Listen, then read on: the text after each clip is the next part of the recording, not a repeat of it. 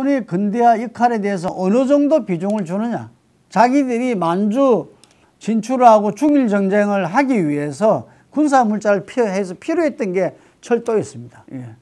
그래서 그런 부분에 대해서 우리가 냉철하게 그걸 해야 된다, 이런 생각이 들고요.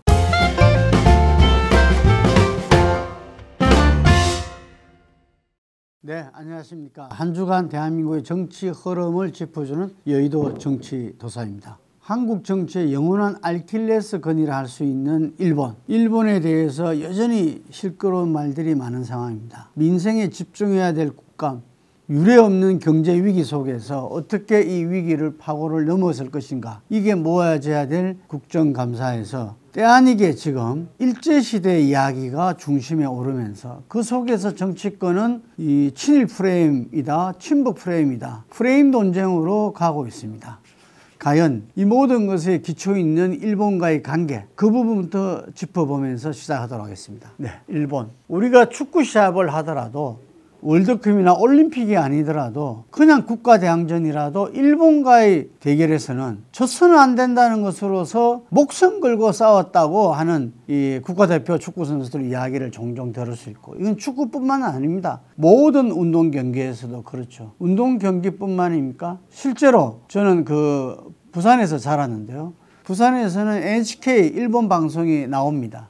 지리적으로 가깝게 나오는 거지 실제로 일본 방송은 오랫동안 우리나라에서는 금지됐던 방송입니다. 가깝고도 먼 나라, 그게 일본을 갖다가 향한 이야기죠. 왜 그래 됐을까요? 왜 우리 국민들은 일본에 대해서 과도한 어떤 피해의식과 또 한편으로는 적대의식을 갖게 됐을까요? 그거는 우리 역사가 이야기해 주는 겁니다. 이재명 민주당 대표가 역사를 모르는 민족은 미래가 없다는 이야기를 했는데, 그 역사를 또 정진석 국민의힘 비대위원장은 역사를 제대로 공부해라, 이런 이야기를 했습니다. 똑같은 역사를 두고 상반된 이야기를 하는 거죠.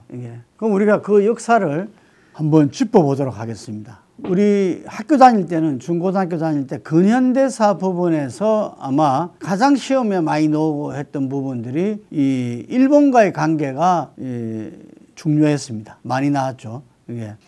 일본은 우리가 알다시피 임진왜란이다, 정유재란이라 해가지고 자기들이 명나라 정복하는 길에 길을 비켜라 라고 명분으로 우리나라에 들어와가지고 며칠 만에 그 당시 이 수도였던 한양까지 오고, 선조 임금은 평양으로, 그 다음에 의주까지 옮겨가게 되고, 명나라가 안 들어왔으면 아마 당시에 우리 조선 팔도가 일본에 먹히지 않았을까라는 우려도 있었습니다. 물론 이순신 장군의 어떤 해전의 어떤 어려운 가운데도 승리이고, 우리 의병들이 거세게 일어나서 판세를 갖다가 반전하고 역전시켜내고 일본은 결국 패퇴할 수밖에 없었지만, 그 상처는 두고두고 있죠. 사실 조선이 500년인데 임진왜란 병자호란 이후에 우리가 받은 이 한반도, 우리 조선의 상처는 굉장히 깊었습니다. 그러다 보니까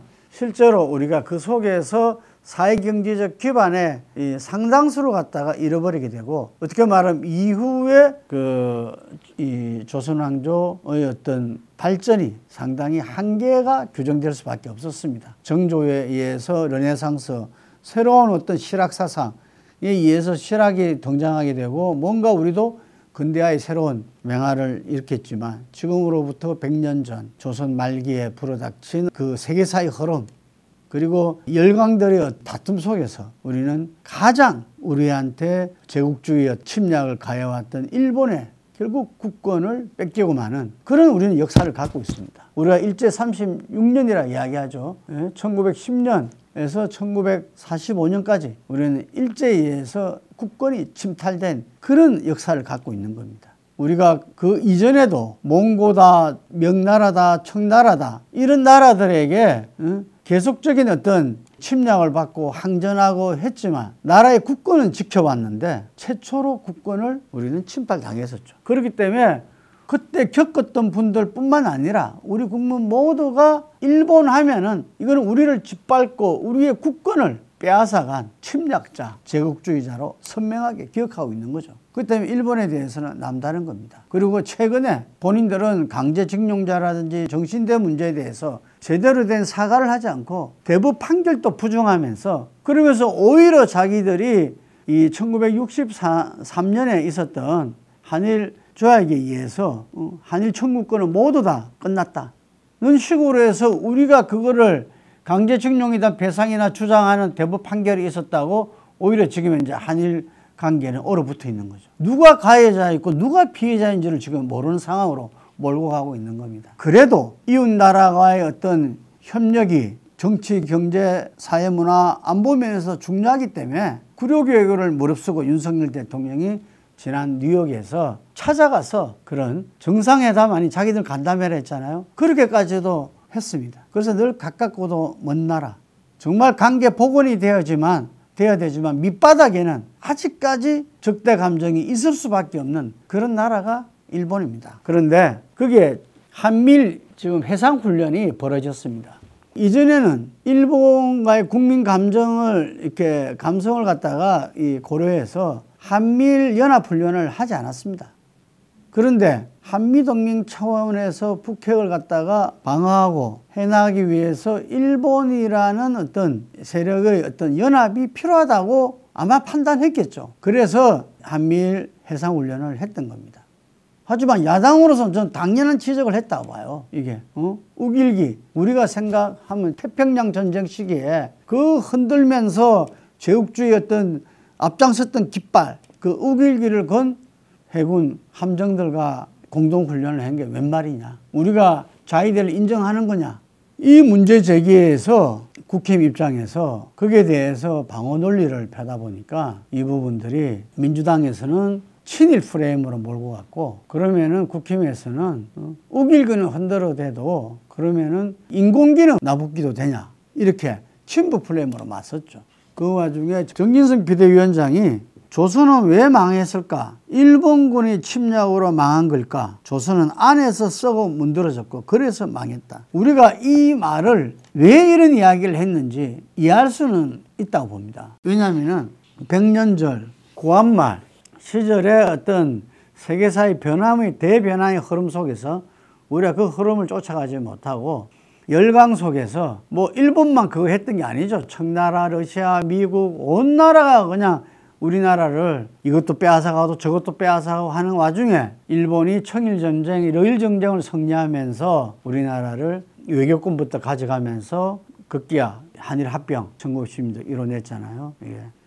그 침략자 일본을 몰라서가 아니라 그 당시에 그 변화의 흐름에 우리는 왜 적극적으로 대처를 못했나 하는 부분들은 우리가 국사 시간에도 늘 우리가 지적하는 점들이었고, 그리고 우리가 역사를 통해서도 우리가 지금도 이야기하잖아요. 안보에는, 외교에는 여야가 없다. 외교 전쟁에서 여야의 정쟁은 거기서 멈춘다 라는 이야기가 있지 않습니까? 그렇기 때문에 그 부분을 부정하는 사람은 아무도 없어요. 하지만 우리가 가해자와 피해자가 있지 않습니까? 우리가 한일 합병되고 일본이 우리나라를 침탈해 간 것은 가해자인 제국주의자 일본의 어떤 잘못이 본질적인 측면이죠. 그때 우리가 제대로 대처를 못하고 국론이 통합된 힘으로서 뒷받침 못해주고 뭐 기타 등등, 우리가 그 이후에 그 이전에도 의병들이 나타나고 그 다음에 한일 합병 정의에서도 잘 알다시피 당시에 좌파 우파 할 것 없이 외교적과 무장 역량을 다 동원해서 항일 운동을 하고 했지 않습니까? 그런데 당시에 우리 일본 제국주의한 침탈사는 분명히 본질적으로는 일본 제국주의, 침략주의 때문에 그런 거죠. 그래서 그 이후에 일본은 조선의 합방을 갖다가 침략을 합리화시키기 위해서 여러 가지를 연구합니다. 이른바 실정사학으로서 역사적 자료들을 다 모아가지고 그 부분들을 갖다가 자기들의 생각대로 맞춰서 정리하는 거죠. 지금 중국에서도 동북아 공정이라는 그런 프로젝트로서 우리나라의 고구려와 발해를 갖다가 우리 역사에서 자기 변방으로 이렇게 하는 움직임이 있다고 하지 않습니까? 마찬가지로 일본은 한일합방이라는 우리 민족의, 우리 조선의 침략을 합리화하기 위해서 이른바 식민사관을 만들어냅니다. 그것이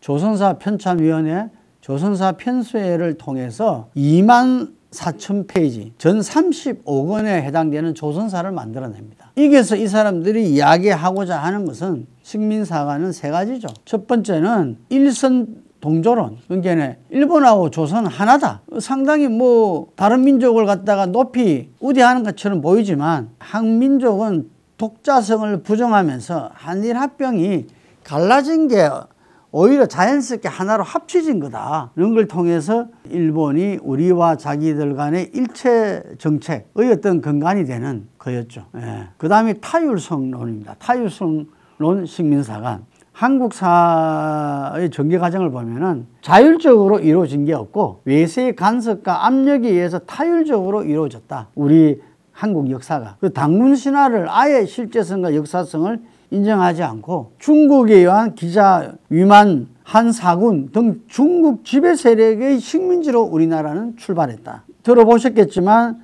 남쪽에는 우리가 임나일본부라 해서 일본의 어떤 자기들의 어떤 영토였다. 이렇게 이야기를 하죠. 이게. 그래서 이것이 고대사만 적용하는 게 아니라 그 이후에 학대 적용해서 한국사 전개의 일반적인 원리가 이렇다. 그러면서 우리의 반도적인 어떤 성격과 사대주의를 이야기하죠. 타율성 속에서 어떤 살아왔기 때문에 우리는 항상 큰 나라에 대해서 모시고 큰 나라에 의존하려고 그렇기 때문에 이 일본의 침략과 지배는 숙명적으로 받아들여야 한다. 예, 이런 침략에 따른 하나의 그 당위론이죠. 세 번째가 정체성론 식민사관입니다. 우리나라에서는 사회경제적 발전이 못 돼가지고 근대가 되려면 봉건사회를 통과돼야 되는데 봉건사회가 없었다는 거죠. 그래서 사회적 낙후성을 근대화를 이뤄내는데 일본이 역할을 했다. 지금 이거는 아직까지도 역사, 경제, 이 학계에서 논쟁이 벌어지고 있는 겁니다. 우리나라 근대화론을 인정하느냐 아니면 일본이 근대화 역할론을 더 인정하느냐 아직까지 논쟁이 붙고 있는 부분입니다. 참 안타까운 부분이죠. 그렇지만 우리 역사학계의 노력에 의해서 우리나라도 본질적으로 봉건사회의 특성을 갖고 있는 사회가 존재했다. 그리고 조선시대 실학사상, 실학에 의해서 어쨌든 자본주의 맹화가 형성 발전했다. 이런 거지. 역사적으로 아까 말한 타율성론도 전부 다 그 일본의 임나일 본부처럼 일본의 어떤 우리나라를 지배했었다. 예? 그런 부분들이 우리 역사학계의 어떤 노력들에 의해서 다 입증되었습니다. 과학적으로. 이게 다 아니라는 사실이. 그래서 아까 말한 타율성, 즉 식민사관은 아직까지도 있다고 이야기하는 거죠. 저도 이 사학을 전공한 사학도로서 정말 우리 식민사관에 대해서 정말 우리 많은 분들이 정진석 국힘비대위원장이 이야기한 대로 역사를 제대로 알아야 되고 이재명 대표가 이야기한 대로 역사를 모르는 민족은 미래가 없습니다. 그렇기 때문에 정확하게 우리가 이 일제 침략사를 알아야 되고 그리고 일본에 의해서 우리들한테 깊게 뿌리 내려 있던 식민사관을 갖다가 정확하게 과학적으로 우리가 이 역사적으로 규명해야 된다 이런 생각을 합니다. 지금 일각에 아직 있는 그런 정체서론 우리의 근대화에 대해서 예를 들면 일본 역할이 없었다 할 수 없죠. 철도도 일본이 따지 않습니까? 예. 그렇지만 그 일본의 근대화 역할에 대해서 어느 정도 비중을 주느냐. 자기들이 만주 진출하고 중일 전쟁을 하기 위해서 군사물자를 필요했던 게 철도였습니다. 예. 그래서 그런 부분에 대해서 우리가 냉철하게 그걸 해야 된다 이런 생각이 들고요. 그리고 이 무엇보다 아까 이야기한 대로 구한말 시절에 그 국권을 침탈당한 거는 일본의 제국주의, 일본의 어떤 패권주의, 일본의 침략주의에서 이루어진 것이 본질이다. 가해자가 일본이고 우리는 피해자다. 근데 피해자가 힘이 없고 나눠졌다 해서 그 피해가 그 사건이 그 역사가 피해자의 책임은 아닌 거죠. 물론 우리가 그 교훈은 항상 지금도 뜨겁게 봐야 됩니다.